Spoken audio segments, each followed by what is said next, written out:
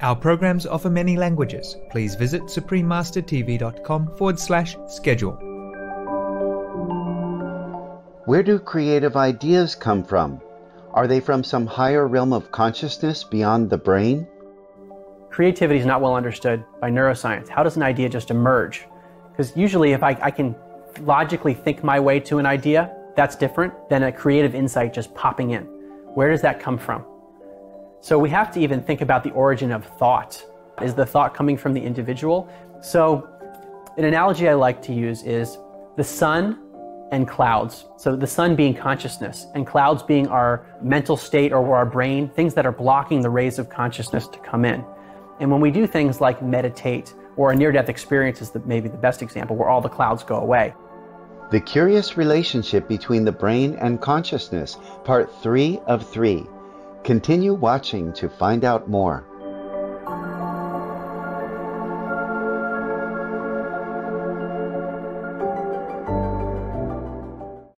Greetings, elevated viewers. It is our honor to have Ms. Matilda Zita present the concluding episode of The Curious Relationship Between the Brain and Consciousness. Ms. Zita is a professional psychological assistant. Since 2000, she has been working in the medical social sector, providing support for people who are limited in their daily activities. She is qualified to provide assistance to her clients in a wide range of situations, including during emergencies and while traveling. Through additional professional experience gained by attending workshops and helping with administrative work, Ms. Zita has mastered the skills required to help those in need. In her free time, Ms. Zita enjoys cooking, gardening, and drawing. Bonjour téléspectateurs aimants. Je suis Mathilde Zida de l'Amicale Atapamé au Togo. Le doux peuple de mon pays vous souhaite de toujours avoir le cœur paisible.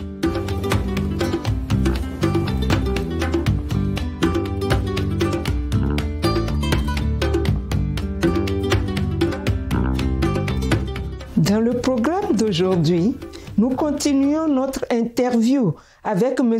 Marc Gobert, l'auteur de La fin de la réflexion à l'envers et l'animateur du nouveau podcast Où est mon esprit? Dans son livre, M. Gobert présente la preuve scientifique et diverses anecdotes suggérant que la conscience existe au-delà du corps et du cerveau.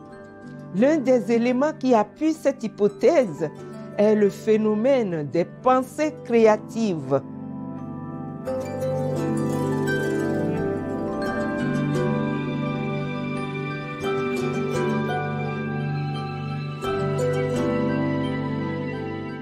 Creativity is not well understood by neuroscience. How does an idea just emerge? Because usually if I can logically think my way to an idea, that's different than a creative insight just popping in. Where does that come from? So we have to even think about the origin of thought. Is the thought coming from the individual? So an analogy I like to use is the sun and clouds. So the sun being consciousness and clouds being our mental state or our brain, things that are blocking the rays of consciousness to come in.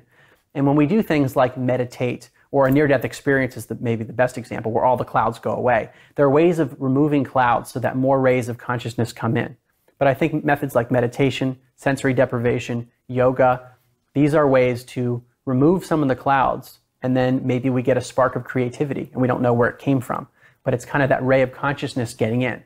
So that is matching with this idea that the brain is kind of a filter. And when we can do things to reduce brain activity in certain ways, we can allow in creativity and thoughts where we don't necessarily know where it came from or we can't reason how we got it. There seems to be a relationship between calming the mind and enhancing anything ranging from psychic abilities to creativity. Intuition is kind of another word for precognition.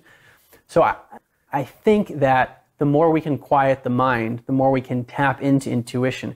So I think when we maybe go through our meditative practices or our practices to quiet the mind, not having an expectation for what will occur is really important.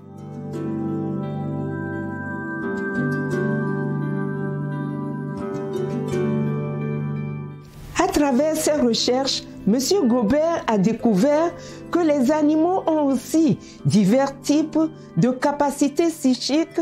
Par exemple, les chiens semblent avoir la capacité de communiquer par télépathie. The animals even seem to have some of these psychic abilities. So some of the best studies are from Dr. Rupert Sheldrake in the UK, who tests dogs who seem to know when their owners are coming home. And he tests some of the most extreme examples of this. There's one case of a woman named Pam and her dog JT, where he ran, I think, close to 200 studies, where he would send Pam off in a car that's not hers, miles away at a random time, and didn't tell her when she was coming home. She would go with one of the experimenters to this random place, and they would get a text saying, "Okay, Pam, it's time for you to come home."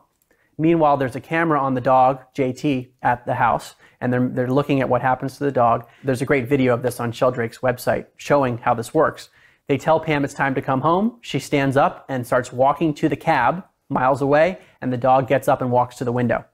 And this happens beyond chance when you look at statistics over many trials. And actually, when dog owners hear about this story, often they say, well, obviously, my dog is telepathic.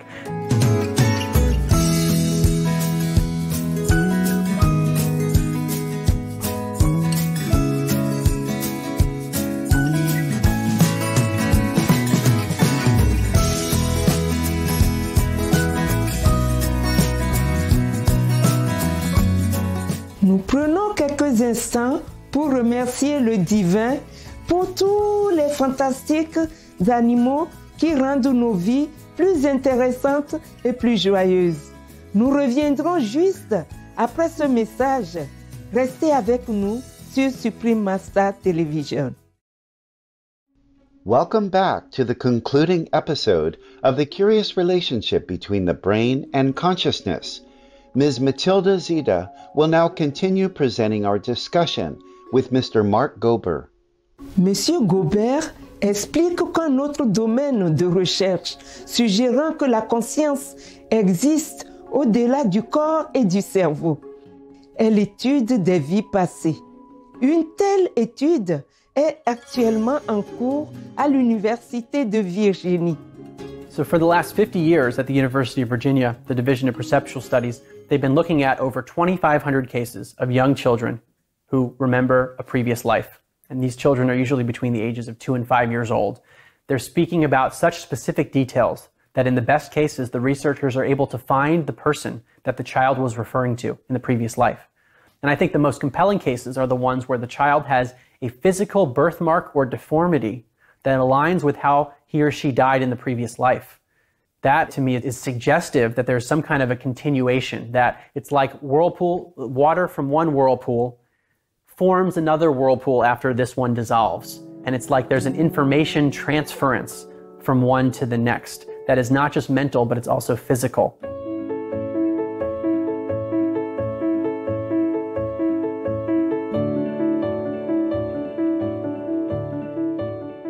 Bon nombre de gens pensent qu'en cette période particulière sur Terre, le niveau de conscience est en train de s'élever.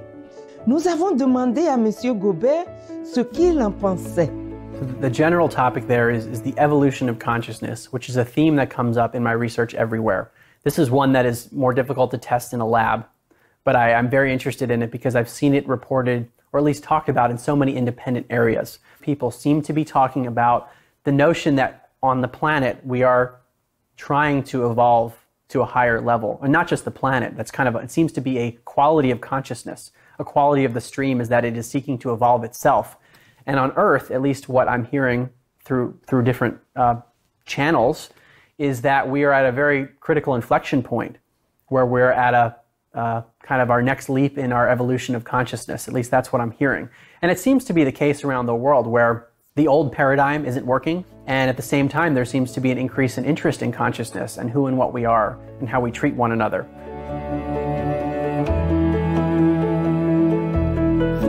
Mille merci, Monsieur Mark Gobert, pour cette recherche perspicace. Soyez bénis pour vos efforts visant à étendre nos concepts sur la conscience des humains et des animaux. For more information about Mr. Mark Gober, please visit markgober.com. Pour conclure l'émission d'aujourd'hui, écoutons les mots éclairés de Maître suprême Chin Hai à propos de la conscience élevée, de la relation entre le mental, le cerveau et l'âme, et de l'importance de la méditation. Voici des extraits de ces conférences de 1999 en Europe. Due to God's grace, the spiritual atmosphere, the spiritual blessing has been bestowed upon our planet, and we have become more and more advanced in all kinds of aspects of life, and our life has become more and more comfortable, more and more elevated. So we have the opportunity to come here and share with you what we know in our study.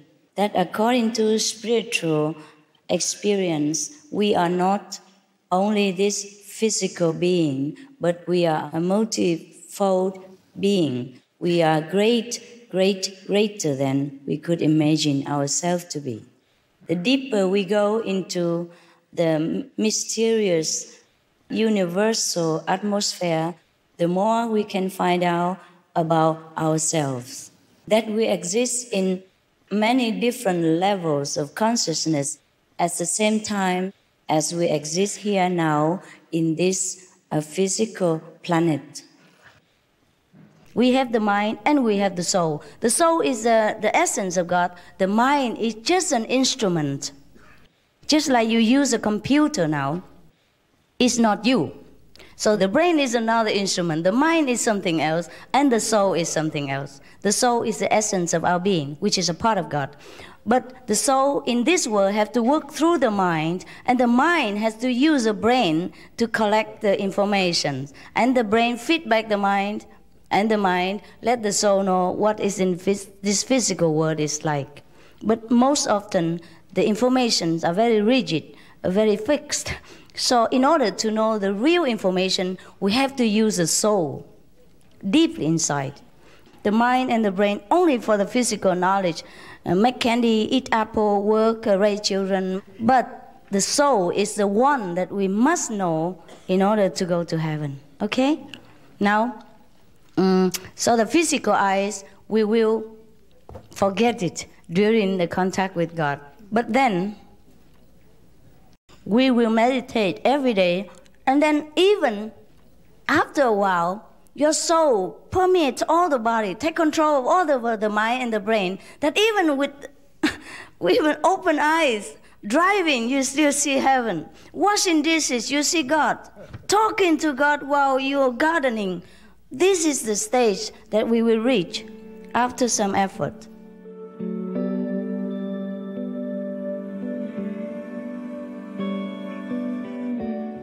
Téléspectateurs bien-aimés, merci pour votre compagnie aujourd'hui. À suivre, le refuge RASTA, un refuge sûr et permanent pour les animaux. Première partie de 2 épisodes, juste après les nouvelles déceptions. Que la lumière divine guide vos pas et que votre vie soit toujours remplie d'abondance et de béatitude. Beloved viewers, thank you for your company today. Coming up next is Rasta Sanctuary, a lifelong safe haven for animals, part 1 of 2, right after noteworthy news. May the divine light guide your footsteps, and may your life be filled with abundance and bliss.